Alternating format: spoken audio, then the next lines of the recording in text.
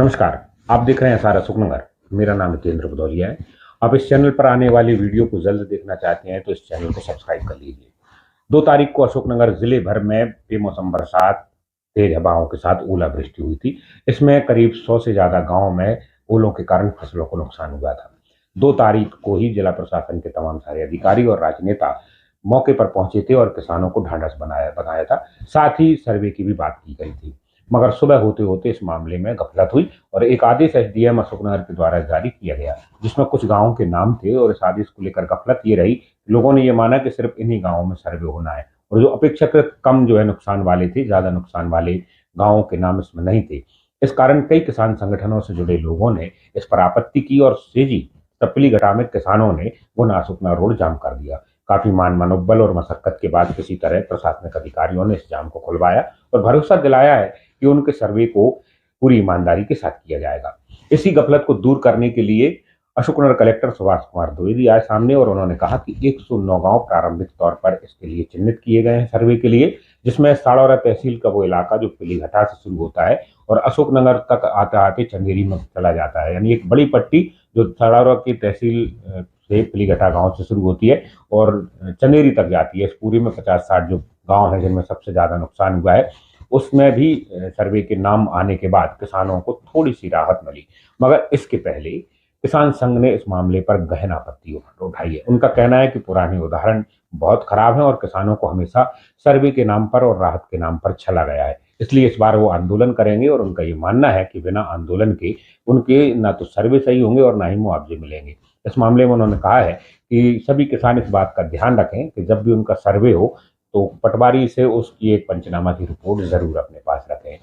इसके अलावा अशोकनगर एसडीएम भी मौके पर पहुंचे और उन्होंने किसानों को बताया है, पटवारियों को समझाया है कि किस तरह से सर्वे करना है। बाकायदा उसकी एक वीडियो बनाकर उन्होंने डेमो भी दिया है। हम बात करते हैं नेताओं से जुड़े मामले को लेकर।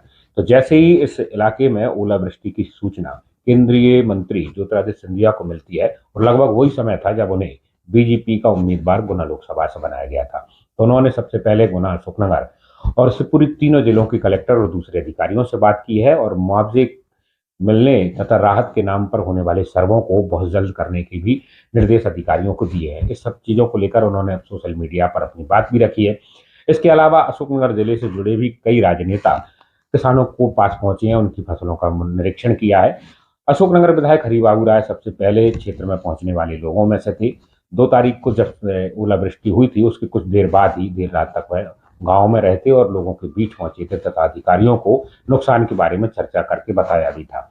इसके अलावा मुंगावली के विधायक ब्रजेंद्र सिंह भी इलाकों में पहुंचे और उन्होंने किसानों के बीच पहुंचकर खराब हुई फसल का निरीक्षण किया है। इस मामले में पूर्व विधायक जगपाल सिंह जज्जी भी शामिल रहे और उन्होंने भी साड़ौरा और अशोकनगर की करीब दर्जन भर से ज्यादा उन गांवों का निरीक्षण किया है जहां सबसे ज्यादा ओलों के नुकसान की बात कर रही है।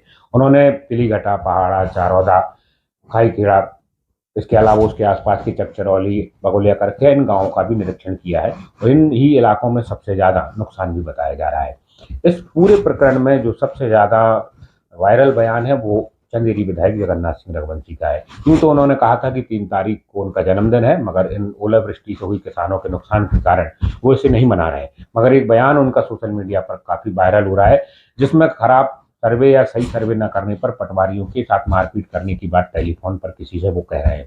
इसको लेकर पटवारियों ने आपत्ति दर्ज की है कि इस संकट में जब संवेदनाओं का दौर चलना चाहिए था, किसानों को ढांढस बनाना चाहिए था, उन्हें संयम में रहने की बात करनी चाहिए थी। ये इस तरह के बयान उनको उग्र कर सकते हैं और इस तरह के काम में भी परेशानी पैदा कर सकते हैं। राजनेताओं को इस तरह की चीजों पर थोड़ा संयम बरतना चाहिए क्योंकि अभी मामला राजनीति पर नहीं, किसानों से जुड़ी चीजों का है।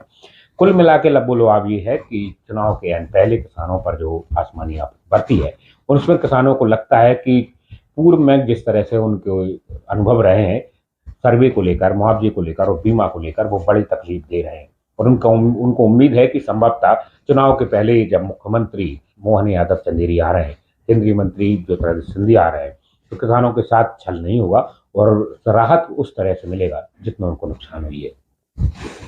तो आप उस हिसाब से जब मौके में आप संतुष्ट खुद हो लें और उस हिसाब से नुकसान लिखवाएं, उसको पटवारी को समझा लें किस गांव में पड़ेगा पूरी तरह। दिनांक 2 मार्च को सायं 5 से 6 बजे के मध्य जिले के विभिन्न ग्रामों में ओलावृष्टि के कारण व्यापक पैमाने पर फसल क्षति की सूचना प्राप्त हुई है।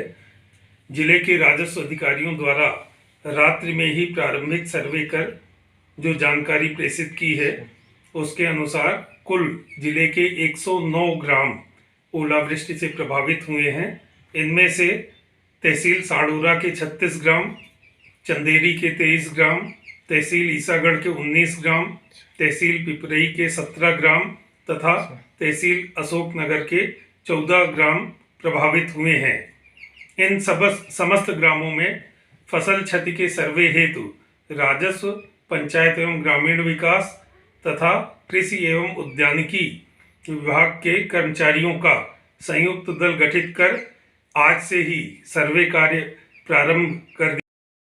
अशोकनगर जिले में चारों तहसीलों में बहुत नुकसान हुआ है। 150 गांवों में नुकसान हुआ है और भारतीय किसान संघ इसके लिए 100% नुकसान की मांग करता है और किसानों को सर्वे दल जो है मौके पर पंचनामा की प्रति एक उपलब्ध कराए और बीमा भी मिलना चाहिए किसान को और मुआवजा भी मिलना चाहिए। और भारतीय किसान संघ इसके लिए लेकर 5 तारीख से कलेक्ट्रेट गेट पर धरना दे रहा है और जब तक प्राप्ति हमको उपलब्ध नहीं होंगी हर गाँव में किसानों को, जब तक हम वहां से उठने वाले नहीं है। किसान संघ हर समय किसानों के साथ खड़ा है और अब तो मैं मेरे अनुभव से मैं क्या कहना चाहता हूँ कि हम विरोध करेंगे, जिनका अधिकारियों का करेंगे, कर्मचारियों का करेंगे, नेताओं को करेंगे और ता मिलेंगे तभी विरोध करेंगे और होगा सो देखा जाएगा। और मैं सरकार से भी निवेदन करेंगे और सरकार से आग्रह पूर्वक कह रहा हूँ कि ईडी, सीडी, सीबीआई जो भी है वो हमारे पीछे लगा दे, क्योंकि हम किसान हैं और हम इससे नहीं डराते, वो लगा और हम जैसो विरोध बनेगा जैसो विरोध करेंगे हम सरकार को और प्रशासन को। किस लिए विरोध करेंगे हम इसलिए विरोध करेंगे कि जब भी